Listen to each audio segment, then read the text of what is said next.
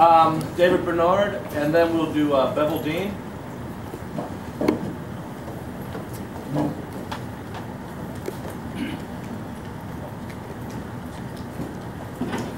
Okay, thank you very much.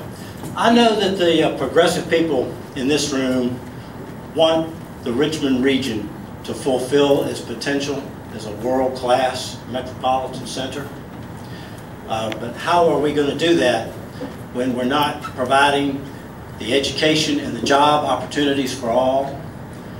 How are we going to do that if we're giving polluters a free pass? How are we going to do that if we don't respect individual liberty and human rights? And finally, in regards to the Sierra Club question, how are we going to do that if we continue to pay for energy imports from other countries, other states, other parts of the state? My opponent, John Watkins, has been in the legislature for 30 years, but I don't think he's in the lineup tonight. Did not want to come to speak to the progressive people of the Richmond community. He has been point man for the big polluters in Virginia throughout that time. And when I realized how determined he was to push ahead with uranium mining, with offshore oil drilling, and knowing already what he has done to ease life for those who are destroying our mountains in Southwest Virginia with mountaintop removal, and knowing how we are now at least 25 years behind schedule in cleaning the waters of the James River and the Chesapeake Bay because of actions that he has helped facilitate. I decided that he needed to be opposed, and so I got into the race. Got a very progressive platform, putting people to work, doing what needs to be done. Our economy has been in the doldrums for a long time now. The worst recession in my lifetime, and yet there are so many unmet needs. You know, we need clean water. I've been a plumbing contractor. I've also been I'm a canoeist. Haven't been a canoeist much lately, though, I have to say. And I've been water quality chair with Sierra Club. I've followed the process closely. I've seen a lot of time wasted. I see a lot of money wasted without much getting done. The question is posed about what state and local governments should be doing for clean water. I think that the local governments have a role to play in implementing the policies, but for the state to slough off the responsibility of making policy decisions on who should pay, what projects should go forward from the state when the localities don't have the expertise, don't have the funding for that. It's totally passing the buck. It's putting off doing essential work. It's costing people money. On human rights, if I had been in the state Senate instead of John Watkins this past session, the whole problem of the increased and unnecessary regulation of women's health clinics would not have occurred, because I would not have voted for that. I definitely believe in proper regulation of medicine. I've been a captain of a rescue squad, an emergency medical technician. When I had my plumbing company, I was the health plan administrator. I like to think that I will bring some thought and experience to health care. But I would have no part of passing a regulation simply to deny something that I believe very much in, which is individual liberty and a woman's right to choose. I think we need to be moving forward on in the economy, doing the things that we need to do. On energy, I've seen how my opponent is, he's eased restrictions on coal companies, yet resisted the idea of the renewable portfolio standard, which would require Dominion and other large utilities to get a certain percentage of their power from renewable sources like wind and solar. We also could be doing a lot in conservation. You know, the cheapest energy is the energy you never have to buy. And a lot of people, particularly low-income people and people in rental properties, you know, they have old windows, drafty houses, and we need to find a way to address that. There are thousands and tens of thousands of jobs that can be created for everyone, addressing the things that we need to do so that we can live well without destroying the state that we live in. I know, you know, there's a lot of specific questions there on immigration. I want to say this, that when I was in college, I actually majored in international studies. So, you know, the idea of how are almost 7 billion of us now all going to live together. You know, I know the history of slavery and segregation and the ongoing gap between the economic attainment between black and white Virginians. I know how in our past, in America's past, there's always been the resistance to the immigrants, whether it was the Irish in the 1840s or the Italians in the 1920s. And now the descendants of those immigrants are part and parcel of the American way of life, and I'm sure the same will be said of those who are descendants of those who are coming in who are now technically, quote unquote, illegal. When I look at my Hispanic brothers and sisters around, I see people who are working hard, who are enjoying their time at the river. I'm not seeing a major problem that cannot be solved with decent and humane thought and policies. And that's exactly how I will deal with those questions when they come up. We have a very dangerous situation, as we know, when workers do not have full citizenship rights. And that comes to what happens when someone is has been released from prison and yet they don't have their voting rights. W.E.B. Du Bois, founder of the NAACP, was pointing out in his arguments with Virginian Booker T. Washington that it would be impossible for African Americans to advance in American society if they did not have the right to vote, if they did not have full citizenship rights. And that's what we should strive for everyone who is in the United States, to have full citizenship rights,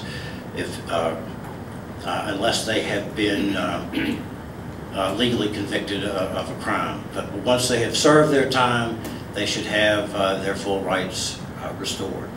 I think that working together, we can build a great future for Virginia, and I look forward to doing that with you. Briefly, let me tell you a little bit about this 10th Senate District that I am running in. It had been for years and years a very conservative-leaning district, but in the redistricting process, it went from 43% Obama to now being a district that went 52% for Obama, pretty close to what he did statewide.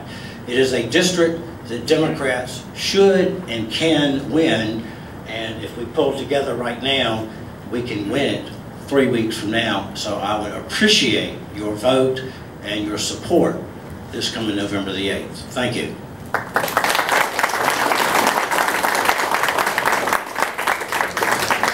We have Bevill Dean, and then we'll be followed by Frank Thornton, and after that we will take on all things soil and water related in Henrico County. I think I can do this without the microphone, but let me know if you can't hear me. Before I address the questions, I have found on the, when I'm up for election, and I have been in the office for 16 years, that one of the things I have to do, I have to educate people, what does a circuit court clerk do? So before I can convince you that I am the best person for that job, I need to tell you what that job is. And I've divided that job into two parts. Part of it is what I call the court side. Gee, circuit court clerk. You can kind of figure there's a court side to it.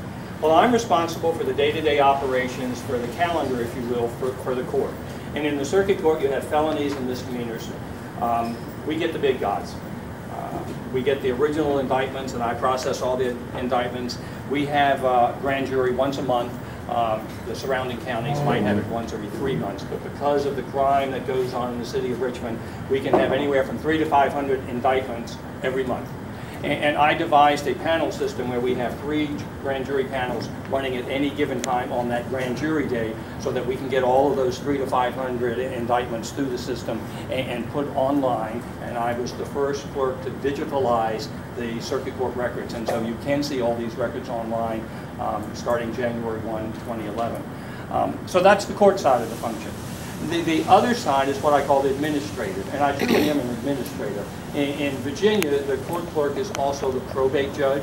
So if you have a family member that died in the city of Richmond, those records would be through the estate part of the circuit court clerk's office. If you have a family member, or if you yourself own real estate records, I am the deed recorder. So we do the deed function within the city of Richmond. And we have a lady here who understands the deed function well. Back when the economy was really great, it was not unusual to do 400 to 500 instruments a day in the deed room. So it's a very important function. I digitalized about a year ago all the records that we have in the record room section, the deed section, dating from roughly 1780 to current, are now digitalized, which means I've protected those records. They're not my records, they're your records. But we have protected them from you and future generations. Now, I'm an administrator, so it's difficult to answer some of these questions. I can show you more how I am sympathetic to many of the causes. And I'd like to start with the equality column and blend a couple of the questions. One is asking how can you be an advocate, and how can you have fairness and inclusion at work? Well, when I first got elected 16 years ago, one of my campaign promises was that Richmond has a wealth of diversity, and we don't capitalize on it.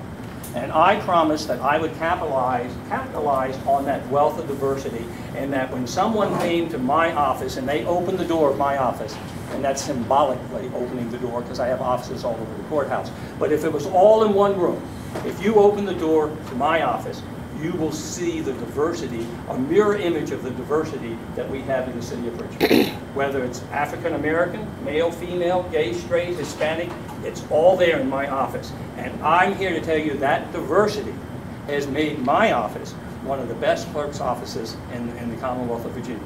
And if you have never been down there, come down there and take a look. See the diversity and see how well run that office is.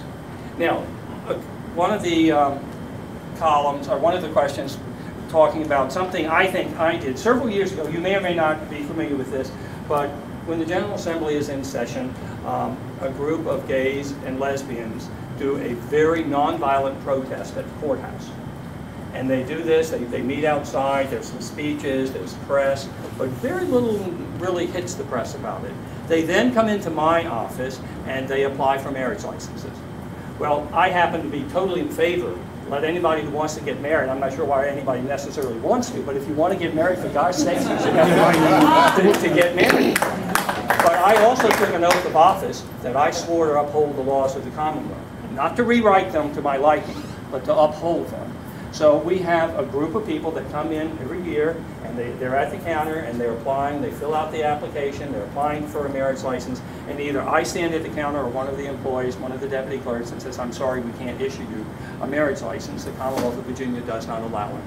Well, we did that for a couple of years, and I thought, you know, there's got to be a better way to make this. I can't issue the license, but we can get some mileage out of it. And that's where I think I can have an impact. I can't do what I can't do, but we can make sure that the world knows Dean is sympathetic and this is not right. So about 5 or 6 years ago, we started to enlarge this process. When the folks come in the office, instead of just routinely saying, no, we can't do that, we've had them fill out the applications. We're keeping a copy of everything that they fill out. They've brought us copies of marriage licenses from other states that they've been issued. They have sent me CDs. They bring this whole package of stuff. And we have a separate file drawer at the office where we're keeping it. Because one day, I will sign the first marriage license in the city of Richmond to a gay or lesbian couple. And we will pull out this file with all of the history of how we got to this point. And I truly think we are creating a file that will be a very, very strong substance for the history of ultimately being able to issue a marriage license to a gay or lesbian couple in the city of Virginia. And I'm really proud of that. And to me, it's how it's showing that there are things that are wrong in the system, and together we can be an advocate to help work it out. Now, there's another point here that this is one, don't get me started on. The civil rights restoration. Matt mentioned that in the current administration that more rights have been restored, and he's absolutely right. But the number is woefully low. It's painfully low. There is so much that people don't understand. For somebody to get their rights restored now, it is the most convoluted process you've ever seen in your life. It can sit on one desk and pass to the next and pass to the next. Coupled with that, when you apply to get your rights restored, one of the things you have to prove is that you've paid all your court costs. So you get someone who's been sitting in prison for several years. We don't train them when they get out, and we strip them of their basic right to vote. And we tell them, go out and be a good citizen and try to get your rights restored. But first off, you've got to pay. You know that public defender that you had? Most people think public defenders, that means the person doesn't pay for it. If they're found guilty, they pay for it. The public defender, court-appointed attorneys, the jurors that sit in that jury box, if you're found guilty, those costs are assessed to you. When you get out of prison, you can have thousands of dollars in court costs. And until those court costs are paid, you don't get your rights restored. That's why in that sentence, automatic right restoration. The key is automatic. If you try to put other qualifiers on it, you're going to be right back where you are in the same box. It has got to be automatic. Should a person have to pay his $3,000 court cost, which is gaining interest every day he doesn't pay it, should that person be prohibited from voting because he can't pay? It's a debtor's prison. We've created the most ridiculous debtor's prison, and we expect these people to contribute to society. Doesn't make sense to me, and I'm adamantly opposed to the way the system is now, and I would fight to have automatic. The key is absolutely automatic.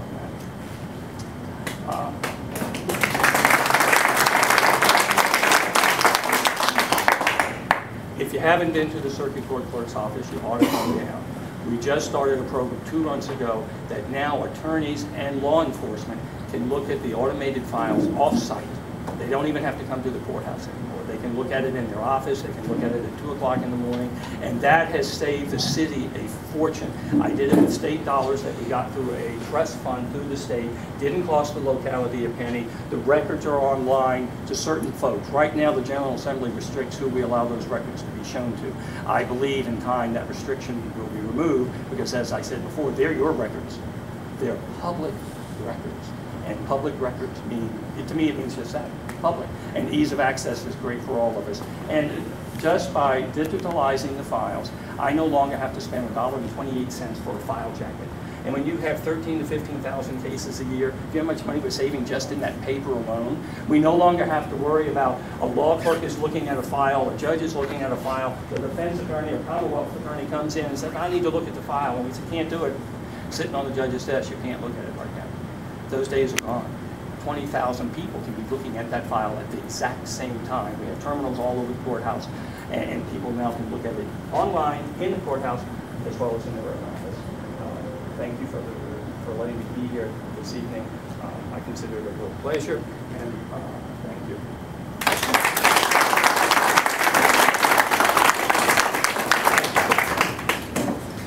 Frank Thornton, pardon me. And then we'll start with Nicole Anderson-Ellis. Thank you very much, ladies and gentlemen, and I very appreciate that. Thank you very much, and I'm so appreciative of your stamina and that you've saved the best for last. You've heard a lot of comments here tonight, and I just want to say that first of all, I appreciate your inviting me to come and participate. And I'm going to tell you, I'll veer just a little bit from this, but talk about also concept I have about since I've been in office, as I go through some of these too. First, environment is no problem with me at all. We in America have to start respecting our environment more, and that has something to do with society, and I think what can help is that education and obviously more information, and I'm always